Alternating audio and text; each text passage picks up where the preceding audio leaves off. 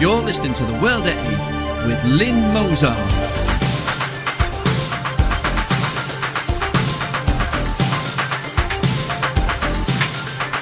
The World at 8, the number one in nationalist news. Highlights of the news today, Monday the 10th of June 2013. Yes, Alice, Pakistani grooming gangs do exist. Author not left-wing enough. Le Pen, to use immunity, may face racism charges. Kuwait controls Amsterdam's Blue Mosque. Syria, Russia to send anti-aircraft missiles to stop Western hotheads. Thought for the day, it's good to be back. And finally, wakey wakey, rise and shine.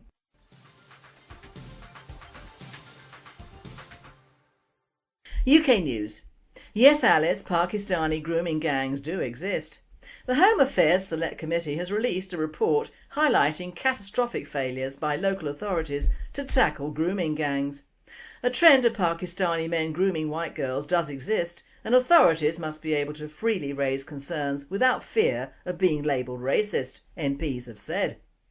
There is no simple link between race and child sexual exploitation, the committee report said. However, evidence presented to us suggests that there is a model of localised grooming of Pakistani-heritage men targeting young white girls. It went on, this must be acknowledged by official agencies who, we were concerned to hear in some areas of particular community tension, have reportedly been slow to draw attention to the issue for fear of affecting community cohesion. World at 8 says, the Home Affairs Select Committee says men of Pakistani heritage are targeting young white girls. They are still avoiding the Muslim tag, but yes, Alice, Muslim Pakistani grooming gangs do exist. Author not left-wing enough. David Goodhart, director of the leftist Demos think tank and author of The British Dream, Successes and Failures of Post-War Immigration, has been shunned by the Hay Festival, which former US President Bill Clinton once described as a Woodstock of the mind. Organiser Peter Florence considers Goodhart's books about immigration sensationalist and out of kilter with the annual event's liberal audience. However, knight in shining armour Trevor Phillips, former chairman of the Equality and Human Rights Commission, said, finally a European liberal who isn't afraid of his own shadow and a British intellectual who isn't allergic to evidence. No intelligent person can afford not to read this book. In an extract he adapted from his book for the Mail, Mr Goodhart argued that among left-leaning Hampstead liberals, like himself, there was an assumption that anybody expressing alarm at the largest influx of incomers in this nation's history was a racist. But, he said, they were wrong as mass immigration without integration has had a profoundly adverse effect on British democracy and social cohesion.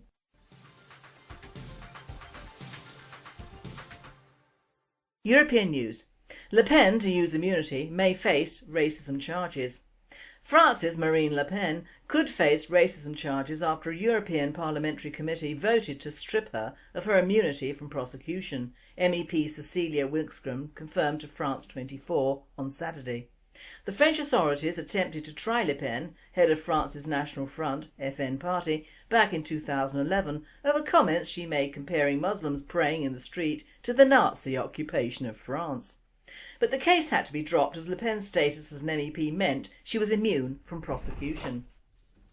But this immunity was unanimously rescinded in a secret vote held by a European Parliamentary Committee this week, MEP Cecilia Wikström confirmed to France 24 on Saturday. Though the move will still need to be ratified by the full Parliament, it could allow French prosecutors to reopen their case against Le Pen, which stems from comments she made in December 2010 during her spell as Vice President of the FN at a meeting of around 300 party faithful in the southern French city of Lyon. For those who want to talk a lot about World War II, if it's about occupation, then we could also talk about Muslim prayers in the street, she said.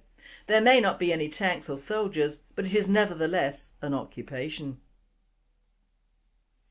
The comments sparked outrage in the French press and among many sections of the public at the time. World at 8 states, Le Pen is absolutely right, but as any truth nowadays that concerns Islam in a negative way, it and she will be stifled. Kuwait controls Amsterdam's Blue Mosque. Kuwait holds the power in the Blue Mosque at Amsterdam. A top civil servant from the Ministry of Religious Affairs in that country has been appointed board chairman of the mosque, Het Parool newspaper reports. Since Tuesday, Mutlaq al-Qarawi, affiliated to the Muslim Brotherhood, has been registered at the Chamber of Commerce as chairman of Europe Trust Nederland, the owner of the building, which runs the mosque, according to the report. Al-Qarawi, called Dr Mutlaq by those involved, is Assistant Under Secretary in Kuwait. According to insiders, Al-Qarawi has held the sceptre at a mosque in the district of Slotervaart for some time. In minutes from a board meeting in August obtained by Het Parool, he is named as mosque chairman. At this meeting, Al-Qarawi pressed for the recruitment of Dutch Islam converts.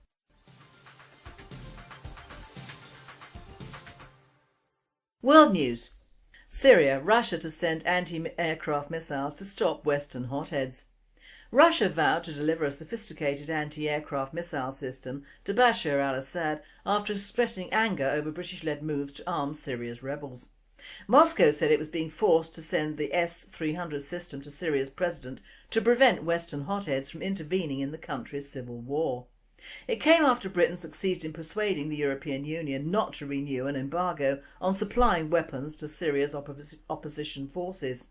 William Hague, the Foreign Secretary, said the late-night deal meant Britain could begin arming the rebels from now. However, the move sparked fury in Russia, which has been implacably opposed to Western efforts to unseat Mr Assad.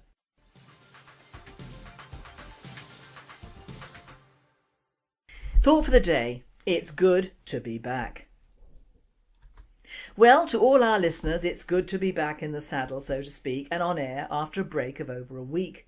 There's so much to talk about that has happened during this time, and it is all important, so you will have to forgive me if I bounce around from one topic to another. But you'll find they all link up at some point under the banner of immigration and the suffering of our people as a result of badly handled and mismanaged immigration policies and laws from successive rotten governments. Now, the reason Radio Britain and World at 8 have been off air is simple. We've not flown off to the wilds of the Maldives on listeners' donations, but that seems a rather good idea for the future. Only joking, my friends. No, the reason was simple. My better half was taken ill late Thursday night on the 30th of May, with what we thought was a severe case of indigestion, but turned out to be a heart attack. And Dale is a crucial techie in the RB team, so I could have recorded to my heart's content, our reporters could have inputted, but without Dee, you wouldn't have had anything to listen to. Now, I've never been one of those people who, when asked if they're okay, spend the next hour telling some poor unfortunate exactly how we aren't. But Dee's case brought home to me the quandary our National Health Service is in and how much misinformation is given out in the name of propaganda. The Secretary for Health, Jeremy Hunt, wants to downgrade hospital A&E units and put more customers onto local GPs until pressure on the health service eases, as a new survey of more than 100 out of the country's most successful hospitals found that 7 out of 10 believed the accident and emergency system is at a tipping point. Nick Dubois, a senior Conservative, has warned the Health Secretary he must call a halt to the programme of hospital reconfigurations until the NHS has stopped funnelling patients to A&E. Now, the act of putting more work the way of local GPs and out-of-hours call centres sounds good, but it does depend on what area you live in and the usual coverage. Now, down in Hampshire this is very different, I would like to think, from large cities like Liverpool or Manchester, all with very heavy immigrant populations. On Thursday night I rang the out-of-hours number 111 and they proved marvellous and got an ambulance over within a fairly short time, and the paramedics were superb. Especially considering our local GP had said a month previously that Dee's heart was fine, although he does suffer from high blood pressure, overweight and smoking. But because he's in a high risk group, frankly they didn't care. Just handed out pills even when his legs swelled to twice their size a few months ago. But his heart was fine, oh yeah. He was taken to a hospital in Surrey, which combined with the army personnel has always been good. All of the staff who took him in, from the ambulance guys, were English, from the registrar to the cardiac nurses, as it was now clear it was more than a case of bad gas. I left him there at around 11:30 and he was operated on in the early hours of the morning by a charming and efficient Indian surgeon who I later met. Now, would my story be the same had we lived in Manchester? No, I doubt it would.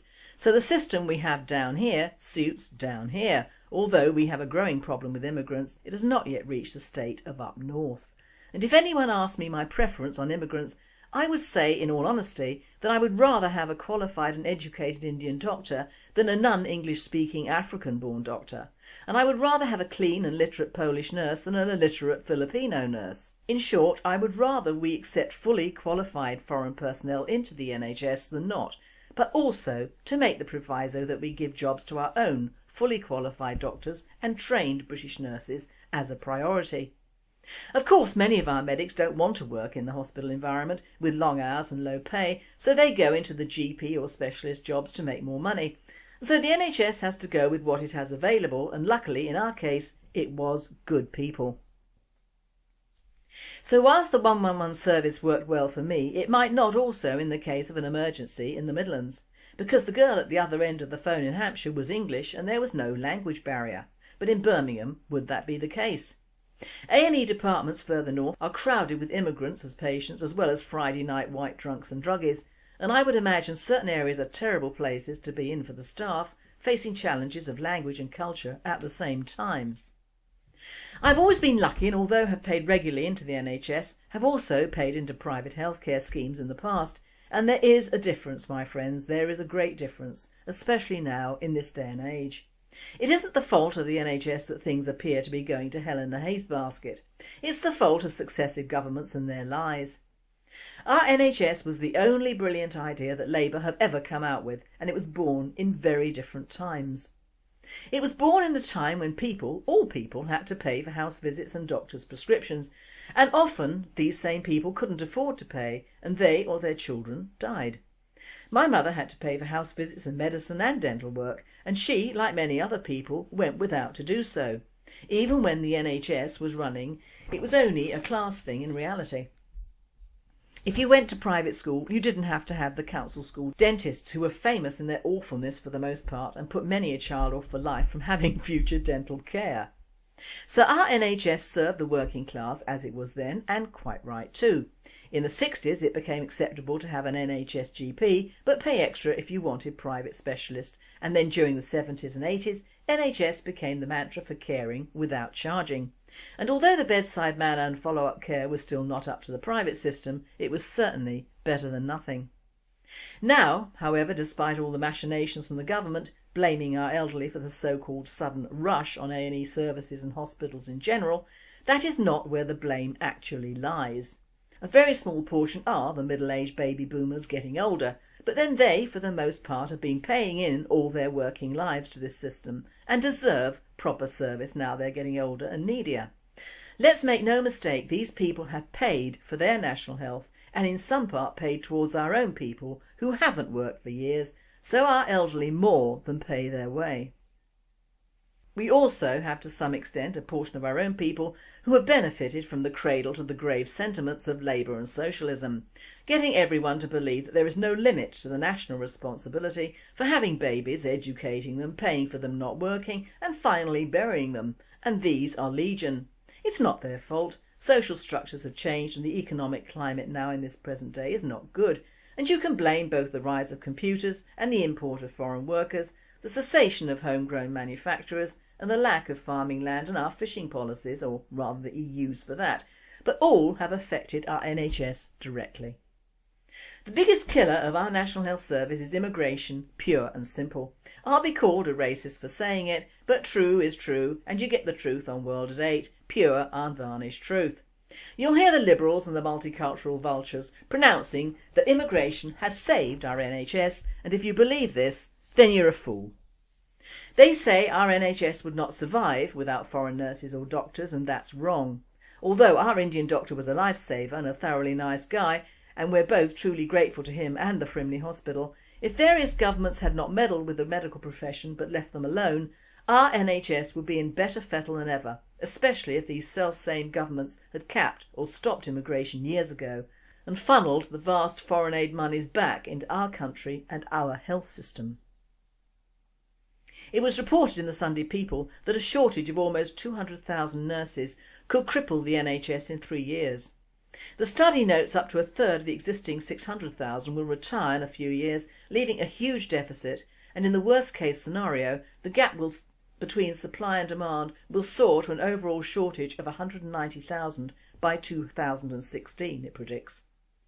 The Centre for Workforce Intelligence report comes just weeks after an inquiry highlighted how understaffing contributed to the deaths of up to 1,200 patients at Stafford Hospital. Now, health ministers are facing an even bigger staffing crisis that could affect patient safety in hundreds of hospitals. Royal College of Nursing Chief Dr Peter Carter said, "Cut in nurses' training places may lead to inadequate numbers for patient needs." What has our health service done that heralds the death of the NHS? Closed down many wards and hospitals because of lack of staff and cutbacks. Taken away vital members of staff like matrons who kept an eye on cleanliness and nurses' standards but would be considered too un-PC in today's workplace. Stopped British agency staff because they were too expensive and taken on unqualified foreign nurses instead because of their cheapness. Spent too much money in catering to a race and religion people friendly hospital where money should have been spent on improving staff and standards, not the wallpaper. And put in non-medical hospital managers who have no idea of how a hospital should be run and to whom customers and staff alike are just numbers at the bottom of a sheet at the end of a financial year. Put that with the massive immigration and the fact that both GPs and hospitals are now race frightened. That is, they must, under pain of death by journalists, treat all newcomers regardless of where they come from or how long they've been in the country. And believe me, my friends, many come over here with the express idea of cashing in on a free health service that is unavailable anywhere else in the world. And I don't just mean them, I mean entire clans and villages are using the services that you and I have paid for over the years. This means in short that our NHS is spreading itself too thin for the original use it was intended, that of giving a free and good service to our people who through no fault of their own or birth were unable to pay high medical fees for their families. You have to think rationally. Every immigrant you see on the street, on TV, in the papers, at schools, at universities, working or living or maybe not working but on benefits, is entitled to receive the same treatment or even in some cases better treatment than we working or old Indigenous Brits have paid for. You are paying now for someone else to receive treatment they have never paid in for, and yet the government are blaming white elderly people for it under the guise of a growing elderly population. Which is another reason why apparently our government is encouraging more and more immigrants to come to this country, because the growing elderly population need their arses wiped by some foreigner incapable of doing anything else. So whilst driving down training of our nurses and doctors and favouring foreign trained nurses and doctors, many of whom cannot speak English and have to be retrained, shutting down vital hospitals in areas heavily populated by immigrants, which will drive them to seek better off area hospitals, thus putting those under a heavier burden as well, the whole system of our national health is being undermined and made into a Médecins Sans Frontières look-alike, ready for the third world country ours will soon be. I'm not suggesting a blast from the past in rooting out Jewish doctors Nazi style, which so many people think that we in the British National Party would do. I do think a rethink on immigration is vital to preserve what we have left of a good system which has been increasingly misused and abused over the last 50 years. We would still welcome good trained foreign medical staff. We would just make sure that the people who benefited most would be the people who deserve to, our own people and the first immigrants who settled and have paid their dues in this country. These are the people who should benefit. Certainly not the immigrants present and future who our government think should not only still come here but cash in on us as well, just because they think it makes them look good and multiracially politically correct. It doesn't. It makes them and us look plain stupid. And I'd rather be labelled a racist than see the death of our National Health Service when it could and must be prevented. If stopping immigration or being concerned over it is considered racist, why do all the main political parties hint at doing just that before any election? Of course this is all promptly forgotten afterwards, but by then you have voted, and some would say you've got what you voted for. But I don't think you want what is happening any more than any true nationalist in this country to a service which is after all a socialist brainchild. Multiculturalism has failed, but it is bringing down our old institutions with it and not replacing them with anything better. We have been warned. And finally, wakey wakey, rise and shine. It's been reported in the Telegraph that a 2,500-year-old Egyptian mummy known as Paddy-her-Chef has been given a much needed dust down at a hospital in the US. Paddy-her-Chef has been on display at Massachusetts General Hospital since it received him as a gift from the city of Boston in 1823 as a medical oddity. He is one of the first complete mummies brought to the United States.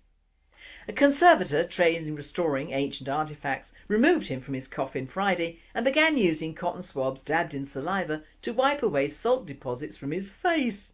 The salt has been slowly seeping out of his tissue as a result of mummification processes. Experts are also expected to do minor repair and sterilisation work on his coffin. The mummy and his coffin will then be moved to a special horizontal case in which they will lie next to each other in the Ether Dome, a surgical amphitheatre where William T.J. Morton demonstrated the first public surgery using anaesthetic on October 16, 1846. Paddy-her-Chef was a 40-year-old stonecutter in the necropolis in Thebes, an ancient city on the west bank of the Nile, which is in today's Luxor. He was a gift from a Dutch diplomat who was happy with the city of Boston's hospitality, officials said.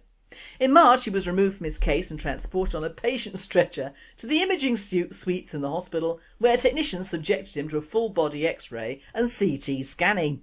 Experts were surprised to see a broom handle embedded at the base of his head and running through his torso in what likely was a crude attempt to stabilise his head.